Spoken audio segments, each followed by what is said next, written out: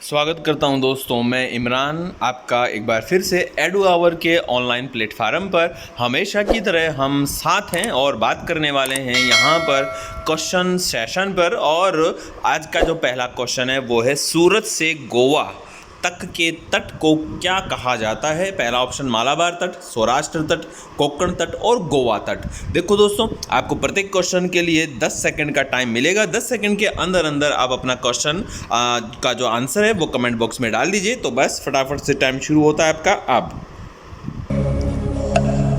Answer दीजिए फटाफट से, टाइम आपका शुरू हो रहा है, जल्दी से आंसर दीजिए।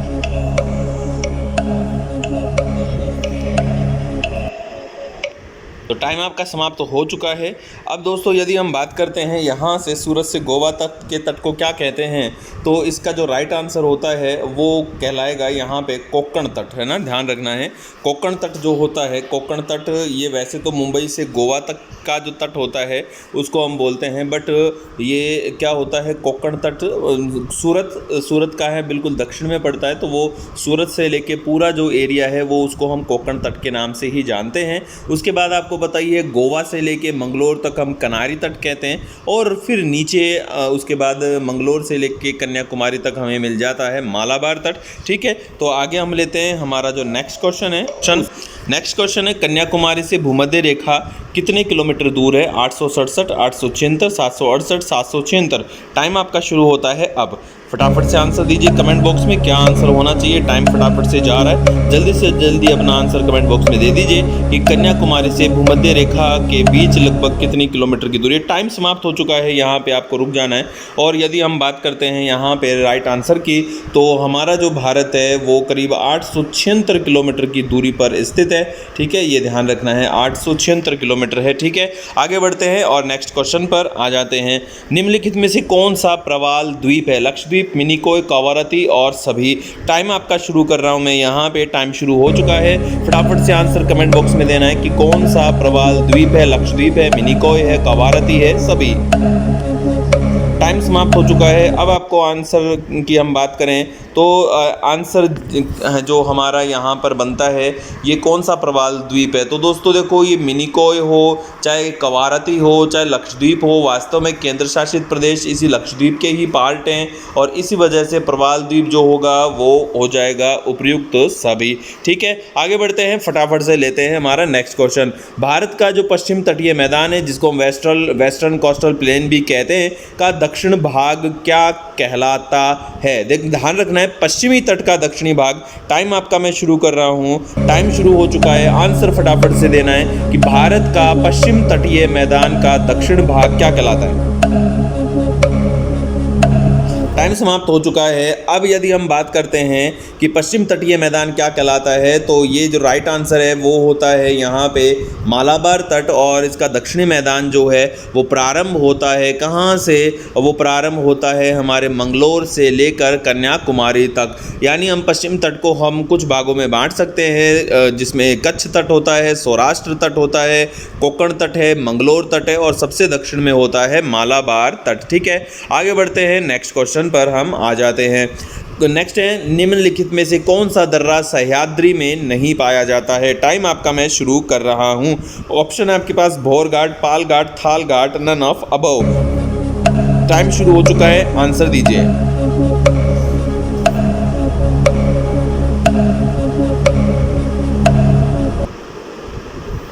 टाइम समाप्त हो चुका है दोस्तों। अब यहाँ यदि हम आंसर की बात करते हैं तो इसका जो राइट आंसर होगा, जो दर्रा सह्याद्री में नहीं है, तो सबसे पहले इसका जो आंसर मैं आपको बताऊं कि बहुत सारे बच्चे इसका आंसर क्या देते हैं, नन ऑफ अबव देते हैं। ठीक है, कौन सा दर्रा सह्याद्री में नहीं पाया जाता है, तो ये सभी दर्रे सह्याद्री में हैं।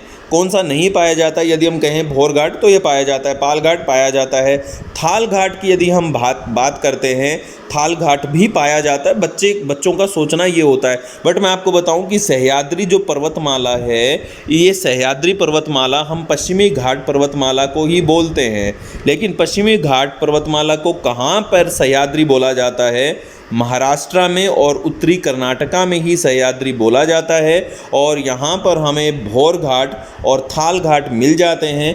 पालघाट जो दर्रा है वो केरला में है, तो इसका जो राइट आंसर होगा वो होगा पालघाट दर्रा सह्याद्री में नहीं है। हाँ, पालघाट दर्रा पश्चिमी घाट में तो है बट सह्याद्री में नहीं है, ये चीज़ आपको ध्यान में रखनी है। पालघाट दर्रा केरल में आता है। ठीक है, लेते हैं हमारा नेक्स्ट क्वेश्चन। नेक्स्ट क्वेश्चन है कश्मीर घाटी में पाए जाने वाले घास के मैदानों को क्या कहते हैं? टाइम आपका शुरू हो चुका है। मर्ग कहते हैं, पयार कहते हैं, बुग्याल कहते हैं या दून कहते हैं? आंसर फटाफट से कमेंट बॉक्स में दे दीजिए। टाइम समाप्त हो चुका है। अब यदि हम बात करते हैं यहाँ पे कि क्या होते हैं ये घास के मैदान, तो इनको हम कहते हैं मर्ग। ठीक है, आगे बढ़ते हैं नेक्स्ट क्वेश्चन पे। गंगा ब्रह्मपुत्र का डेल्टा किस प्रकार का डेल्टा है? ठीक है दोस्तों, आपको आंसर देना है। पंजाकार है, चापाकार है, रेखीय या शाखित है? टाइम आपका शुरू में ने कर दिया है। आंसर फटाफट से कमेंट बॉक्स में दे दीजिए।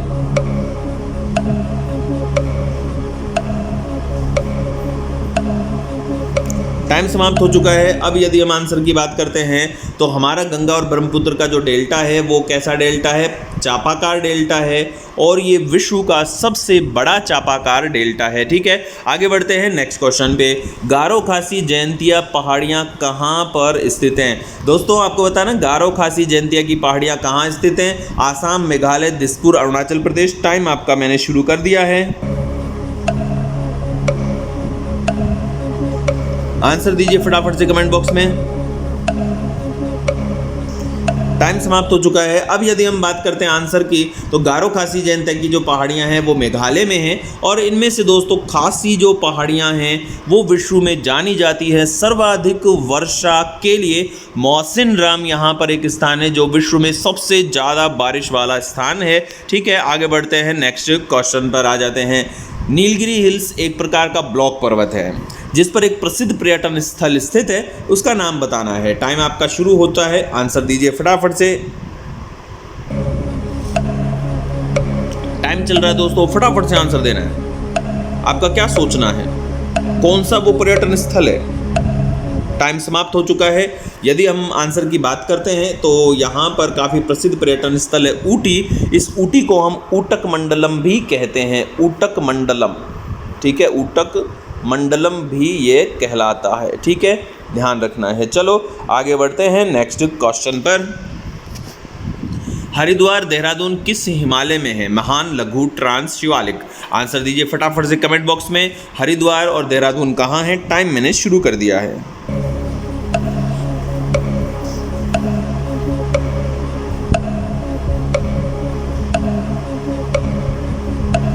टाइम समाप्त हो चुका है दोस्तों। अब यदि आंसर की हम बात करते हैं तो हरिद्वार और देहरादून की यदि हम बात करें तो ये हमें शिवालिक में देखने को मिलता है। हरिद्वार और देहरादून वास्तव में क्या होती हैं? ये दून और द्वार घाटियाँ होती हैं। दून अथवा द्वार घाटियाँ ही क्या कहलाती हैं? जो हैं वो शिवालिक में मिलती हैं। ये पर्वतों के मध्य स्थित समतल घाटी होती है। आगे बढ़ते हैं नेक्स्ट क्वेश्चन पे।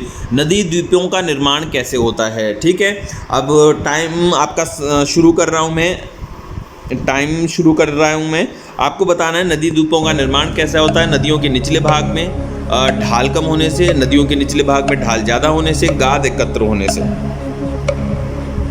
टाइम समाप्त हो चुका है दोस्तों। अब आंसर की यदि हम बात करें तो वास्तव में क्या होता है कि नदी द्वीपों का निर्माण होता है नदी की वृद्धावस्था में, और नदी की वृद्धावस्था में क्या होता है? नदी का ढाल कम हो जाता है और ढाल कम हो जाने की वजह से नदी का जो निचला भाग है वहाँ पर रेत, कंकड़, गाद जमा हो जाते हैं जिससे द्वीपों का निर्माण होता है।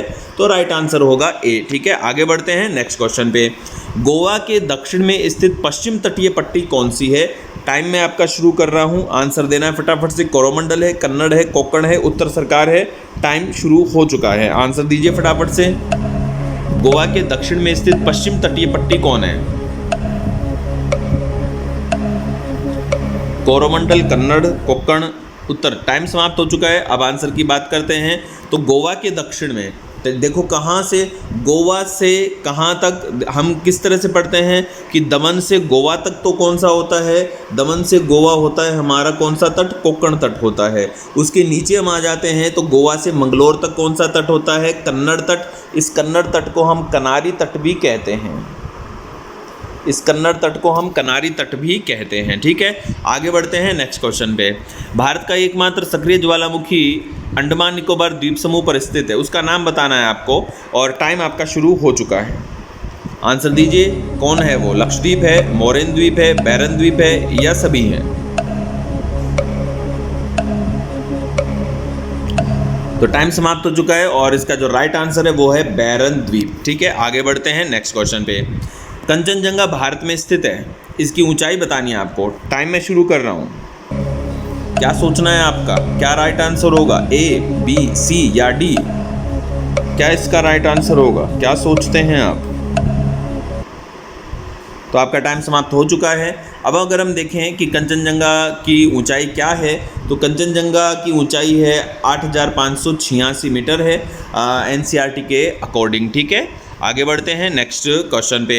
हिमालय की सबसे बाहरी श्रृंखला को क्या कहा जाता है? बाहरी का मतलब है सबसे आउटर जो श्रृंखला है उस आउटर को क्या कहते हैं? ठीक है, तो टाइम मैं शुरू कर रहा हूँ, आंसर दीजिए।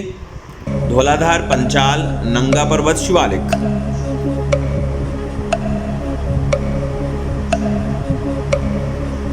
टाइम समाप्त हो चुका है। आंसर की बात करें तो हिमालय की सबसे बाहरी श्रृंखला जो है वो है हमारी शिवालिक। ठीक है, ध्यान रखना है। ओके, आगे बढ़ते हैं नेक्स्ट क्वेश्चन पे। बरखान स्थलाकृति का संबंध है, इजी क्वेश्चन है, मरुस्थल से, तटीय मैदान से, द्वीप समूह से, मैदान से? टाइम आपका शुरू कर रहा हूं मैं।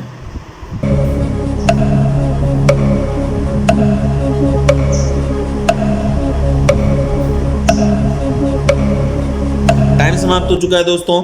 यदि हम आंसर की बात करते हैं तो बरखान वास्तव में एक बालू का स्तूप होता है और इसका संबंध किससे है? मरुस्थल से है। ठीक है, आगे बढ़ते हैं नेक्स्ट क्वेश्चन पे। दिए गए कथनों को ध्यानपूर्वक पढ़ना है। कथन है, भारतीय प्लेट गोंडवाना प्लेट से अलग होने के बाद दक्षिण की ओर प्रवाहित हुई। दूसरा कथन है, भारतीय प्लेट यूरेशियन प्लेट की टक्कर के परिणाम स्वरूप हिमालय का जन्म हुआ। इनमें से कौन सा कथन सत्य है? केवल एक सत्य है, केवल दो है सत्य है, एक और दो दोनों सत्य हैं या कोई भी सत्य नहीं है? टाइम मैं शुरू कर रहा हूं आपका अब।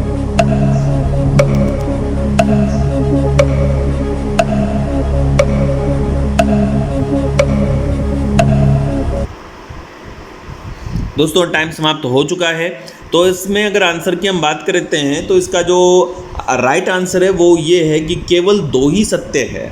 कारण कैसे? कि भारतीय प्लेट जब गोंडवाना लैंड यानी कि अफ्रीका महाद्वीप से जब टूटकर अलग हुई थी तो वह दक्षिण की ओर नहीं उत्तर की ओर इसका विस्तार हुआ था। ये मान लीजिए हमारा अफ्रीका है और यहाँ पर था हिमालय, तो हमारा भारत, तो भारत टूटकर उत्तर की ओर आगे गया था, ना कि दक्षिण की ओर। ठीक है, आगे बढ़ते हैं नेक्स्ट क्वेश्चन पे। कश्मीर की घाटी कांगड़ा व कुल्लू घाटी स्थित हैं, महान हिमालय में है या इस महान हिमालय को आंतरिक हिमालय भी बोलते हैं, शिवालिक में है या ट्रांस हिमालय में है या मध्य हिमालय में है या लघु हिमालय में है? आपका टाइम शुरू होता है अब। कश्मीर घाटी, कांगड़ा घाटी, कुल्लू घाटी कहाँ है? आंसर दीजिए, क्या सोचते हैं आप? टाइम समाप्त हो चुका है दोस्तों। तो बात करें यदि हम कश्मीर घाटी, कांगड़ा, कुल्लू, तो ये सभी कहाँ पड़ते हैं? मध्य हिमालय में पड़ते हैं। ठीक है, ये ध्यान रखना है। आगे लेते हैं नेक्स्ट क्वेश्चन पे। नदी मैदान के संदर्भ में दोआब का अर्थ क्या है? दोआब दो नदियों के बीच का भाग है, नदियों के मुहाने पर निर्मित मैदान है, नदियों के बाढ़ वाले क्षेत्र हैं या कोई नहीं है? टाइम आपका शुरू कर रहा हूँ मैं अब। आंसर दीजिए कमेंट बॉक्स में फटाफट से, क्या आंसर होना चाहिए?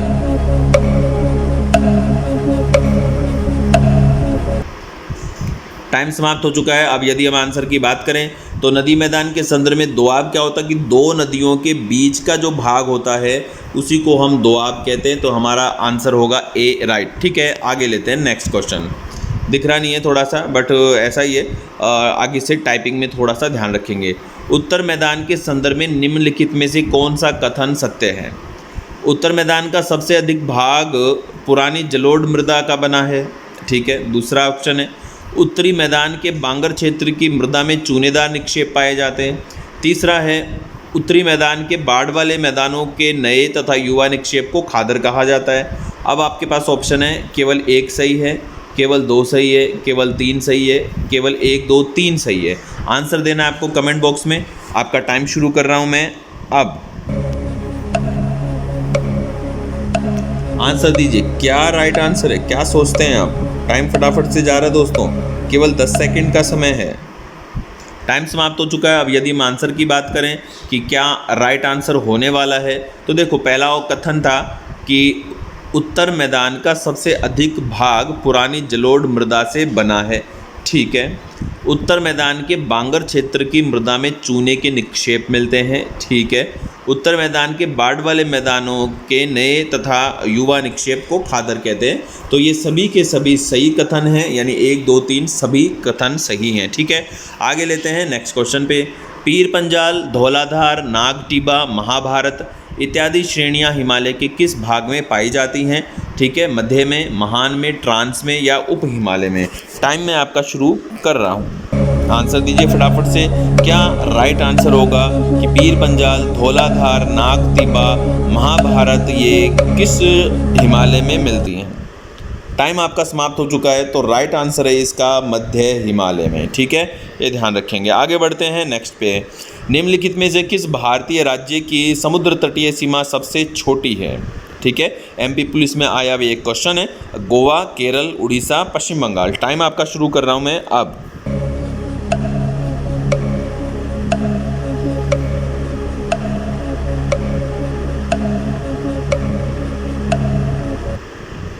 टाइम समाप्त हो चुका है दोस्तों। अब यदि हम बात करते हैं आंसर की, तो सभी लगभग सभी ने सही आंसर दिया है इसका। और गोवा जो करीब 101 किलोमीटर की सीमा ही बनाता है, ये हमारे भारत की सबसे छोटी अंतर्राज्यीय समुद्र तटीय सीमा है। ठीक है। आगे बढ़ते हैं नेक्स्ट पे।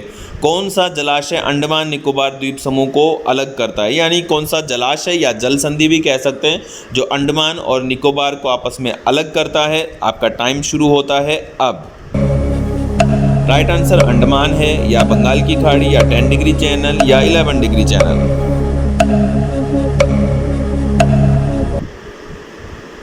टाइम समाप्त हो चुका है। आंसर की बात करें तो इसका जो राइट आंसर वो है जो होगा वो राइट आंसर होगा कि 10 डिग्री जो चैनल है, 10 डिग्री जो चैनल है वो अंडमान और जो निकोबार आइलैंड्स हैं उनको आपस में पृथक करता है। तो राइट आंसर हो जाएगा सी। आगे बढ़ते हैं नेक्स्ट क्वेश्चन पे। संपूर्ण भारत के कितने प्रतिशत भूभाग पर मैदान पाए जाते हैं? 10% पर, 18%, लगभग 27% और 43%। ये ऑप्शन है आपके पास। बताइए सही आंसर क्या होगा। टाइम शुरू हो चुका है।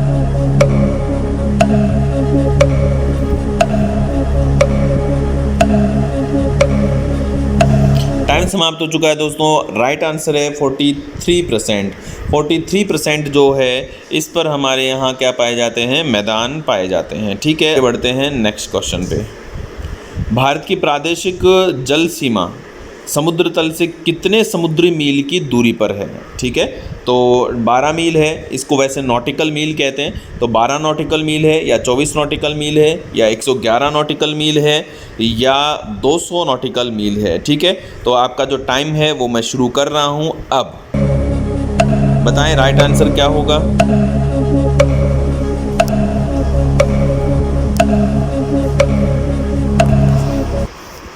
टाइम समाप्त हो चुका है और इसका जो राइट आंसर होगा वो है 12 नॉटिकल मील, यानी ए हमारा राइट आंसर है। ठीक है। आगे बढ़ते हैं नेक्स्ट क्वेश्चन पे।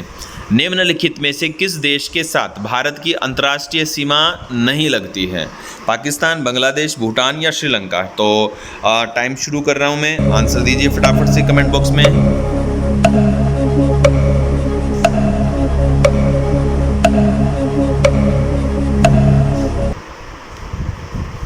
तो दोस्तों राइट आंसर है यहाँ पे यदि हम देखें तो अंतर्राष्ट्रीय सीमा नहीं लगती है किसके साथ? श्रीलंका के साथ। ठीक है, ध्यान रखना है। आगे बढ़ते हैं नेक्स्ट पे। क्वेश्चन है निम्नलिखित प्रमुख भारतीय नगरों में से कौन सा एक नगर सबसे अधिक पूर्व की ओर अवस्थित है? IS प्री में आया हुआ क्वेश्चन है। ठीक है। और ऑप्शन है आपके पास हैदराबाद, भोपाल, लखनऊ या बेंगलुरु। टाइम आपका शुरू कर रहा हूँ अब।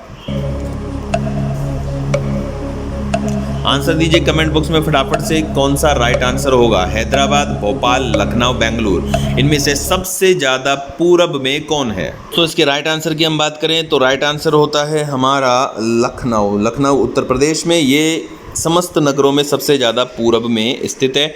ठीक है, आगे बढ़ते हैं नेक्स्ट क्वेश्चन पे। निम्नलिखित में से कौन सा नगर कर्क रेखा से निकटतम दूरी पर स्थित है? हमें बताना है कि नीचे जो हमारे पास ऑप्शन है अगरतला, गांधीनगर, जबलपुर, उज्जैन, इनमें से वो कौन सा नगर है जो निकटतम दूरी पर कर्क रेखा से स्थित है? आपका टाइम शुरू होता है अब। आंसर दीजिए फटाफट से कमेंट बॉक्स में, क्या आंसर होगा? अगरतला, गांधीनगर, जबलपुर, उज्जैन। Time out. और आपका जो समय समाप्त हो चुका है। तो राइट आंसर है त्रिपुरा की राजधानी अगरतला। आगे बढ़ते हैं नेक्स्ट क्वेश्चन पे। निम्नलिखित में से कौन सा देश भारतीय उपमहाद्वीप के अंतर्गत शामिल नहीं है? पाकिस्तान, नेपाल, श्रीलंका, बांग्लादेश। टाइम मैं शुरू कर रहा हूँ, बताएं फटाफट से आंसर कमेंट बॉक्स में। पाकिस्तान, नेपाल, श्रीलंका, बांग्लादेश।